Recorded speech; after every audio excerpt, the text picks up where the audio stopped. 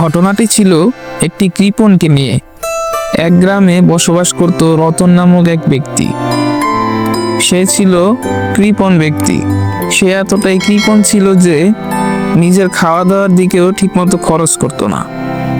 তার একটাই শখ ছিল টাকা জমিয়ে রাখা।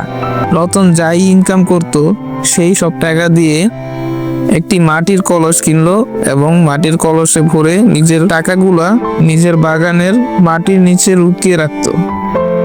কিছুদিন পর তার বাসার পাশ দিয়ে একদিন এক চোর যাচ্ছিল। রতন ওই কলসের মধ্যে কি রাখছে আমার দেখতে হইব তো। রাইত হইলে আমি কলসিটা চুরি করবো। রতন রে টাকা পয়সা ঠিক মতো খরচ তো করবো না, এই একটা সুযোগ। গিয়ে দেখলো যে মাটির হাঁড়িটা খালি। তখন সে হাউমাউ করে কেঁদে দিল এবং বলল, আমার সব টাকা চুরি হয়ে গেছে রে, কে আসছ দেখা যা, আমার সব শেষ হয়ে গেছে।